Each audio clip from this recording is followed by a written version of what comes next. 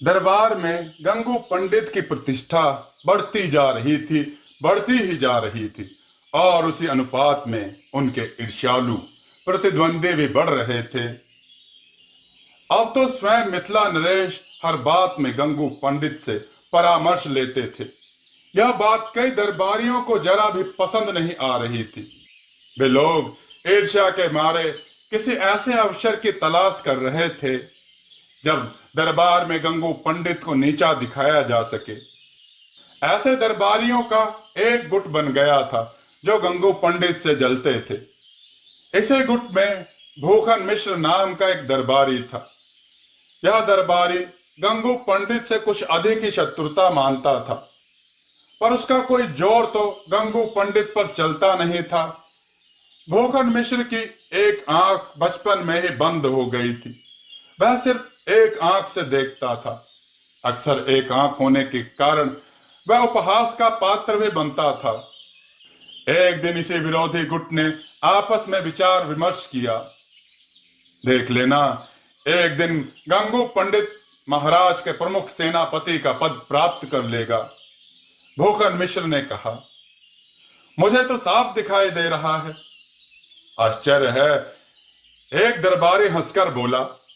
हमारी दो दो आंखें हैं, तब हमें दिखाई नहीं दे रहा, और आप एक आंख से साफ देख रहे हैं। मजाक मत करो गोपलाल, मिश्रा जी तिलमिला गए। मैं आपको भविष्य की तस्वीर दिखा रहा हूं। वह कल का आया गंगू पंडित हम सब पुराने दरबारियों पर भारी पड़ रहा है। देख लेना, एक दिन आएगा जब वह महाराज को एक अद्भुत परामर्श देगा। कैसा कैसा अद्भुत परामर्श? महाराज, परामर्श के लिए मैं अकेला ही काफी हूं।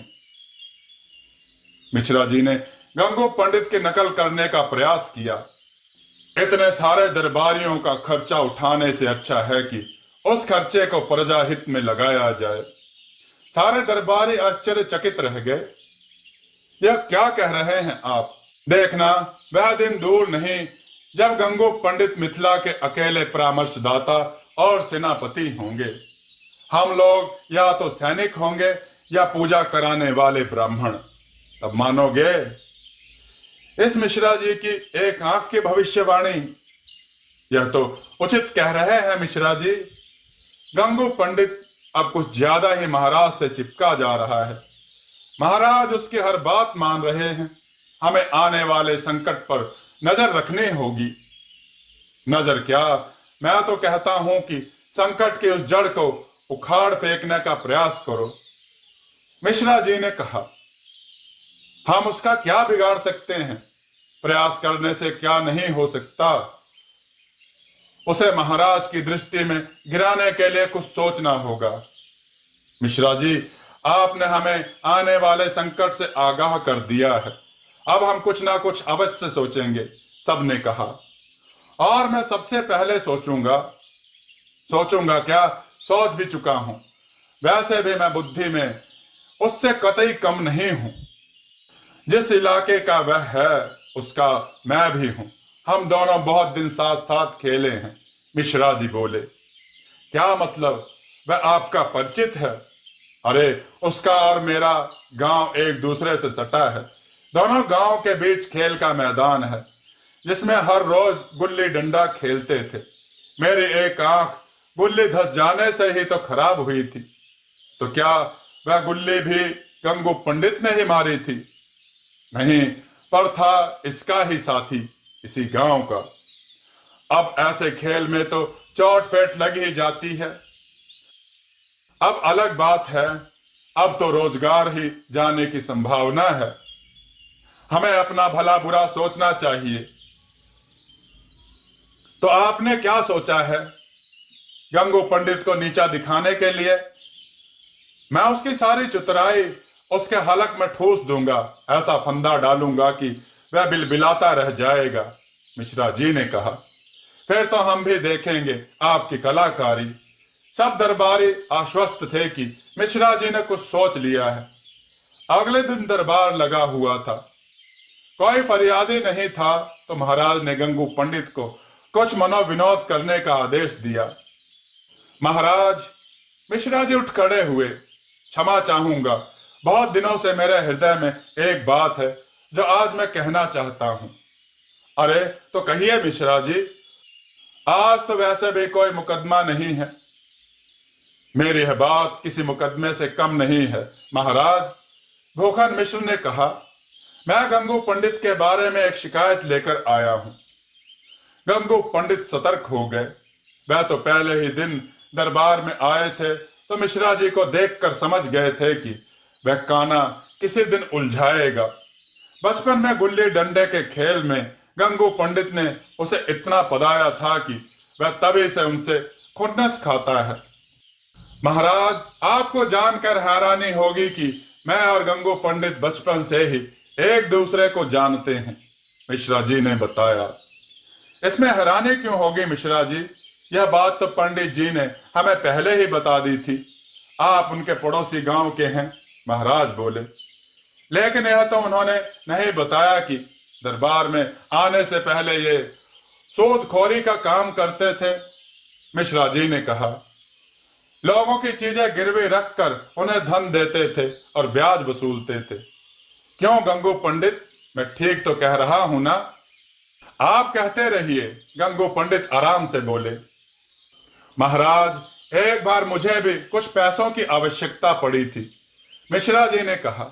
मेरी बहन का विवाह होने वाला था। अब विवाह में तो आप जानते ही हैं कि धन की आवश्यकता होती ही है।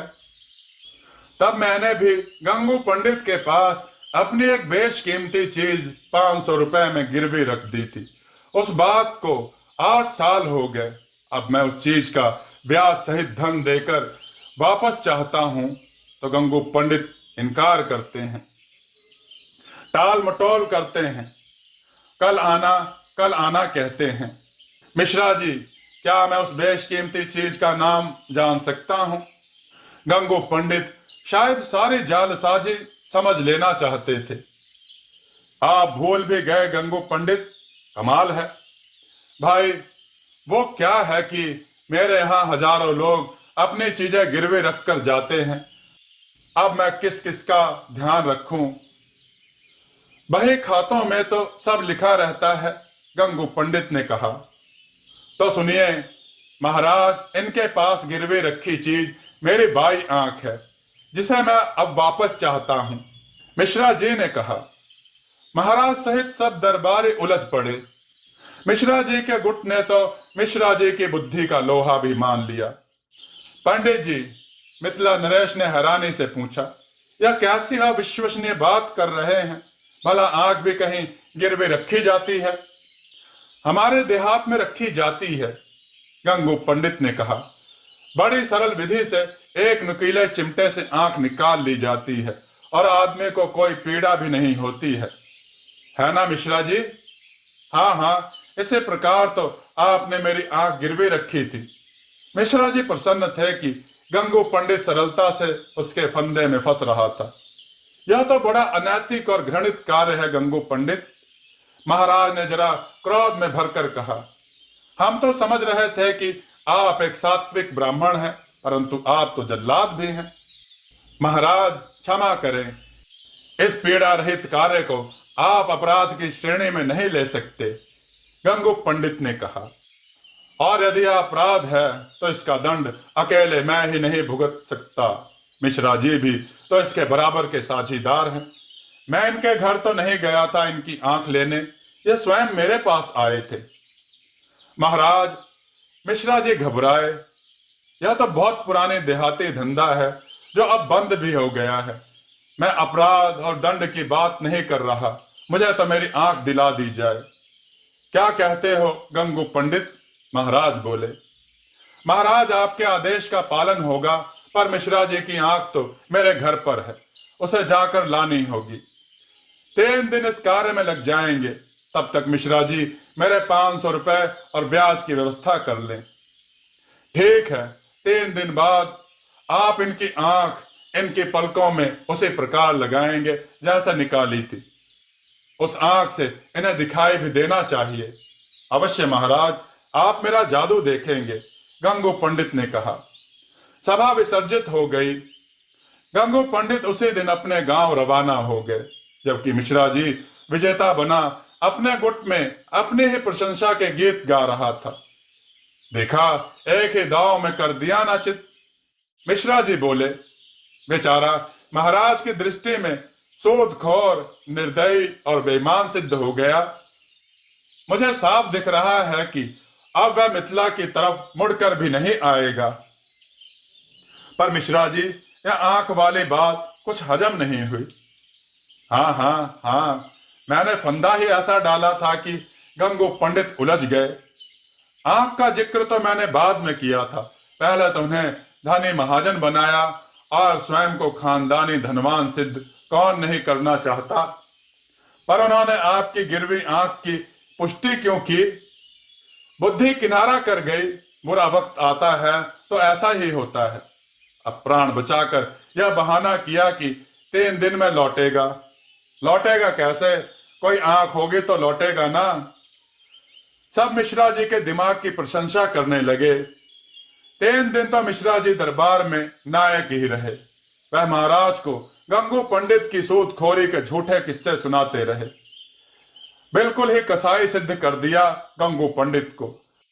पर तीसरे दिन दरबार में गंगू पंडित एक हंडिया लेकर उपस्थित हो गए। उनके हाथ में हुक्के की चिलम भरने वाला चिमटा भी था।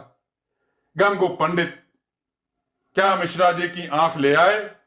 महाराज आश्चर्य से बोले, बिल्कुल महाराज, जब आपकी आज्ञा हो गई तथा मिश्रा जी ब्याज समेत मेरा धन लौटाने के लिए तैयार हैं, तो फिर ऐसी धृष्टता मुझसे कैसे हो सकती थी कि इनकी आंख नहीं लाता।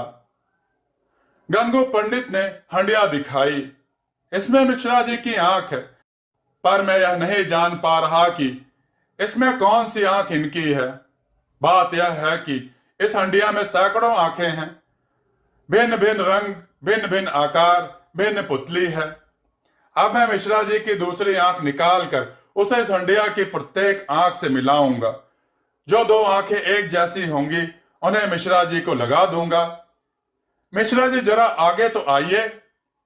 गंगू पंडित ने चिमटे को 4 बार जमीन में घिसा तो मिश्रा जी के तोते उड़ गए। उन्हें लगा कि गंगू पंडित चतुर ही नहीं बल्कि बहुत ही खतरनाक आदमी है, जो उसे उसी जाल में फंसाकर निपट अंधा बनाने को आतुर है। मिश्रा को बचने की कोई संभावना नजर न आ रही थी। मिश्रा जी, आप जल्दी करें, महाराज ने कहा। हम भी यह पीड़ा रहित कार्य देखने को उत्सुक हैं। कोई कुशल वैद्य भी ऐसा नहीं कर सकता। और मिश्रा जी को मंद मंद मुस्कुराते गंगू पंडित किसी कसाई से कम नहीं लग रहे थे। मिश्रा जी ने तत्काल गंगू पंडित के चरण पकड़ लिए। त्राहिमाम, गंगू पंडित त्राहिमाम। मिश्रा जी रो पड़े और महाराज के सामने अपना अपराध कबूल कर लिया। गंगू पंडित की ही प्रार्थना पर मिश्रा जी को क्षमादान मिला और मिथिला नरेश एक बार फिर गंगू पंडित की बेमिसाल बुद्धि के कायल हो गए, जिन्होंने अपराधी को स्वयं अपना अपराध कबूल कराया। मित्रों, आपको ये कथा कैसी लगी कमेंट में बताइएगा। वीडियो को लाइक कीजिएगा, चैनल को सब्सक्राइब कीजिएगा और वीडियो को अधिक से अधिक शेयर कीजिएगा और कमेंट में जय श्री राम अवश्य लिखिएगा। जय श्री राम मित्रों।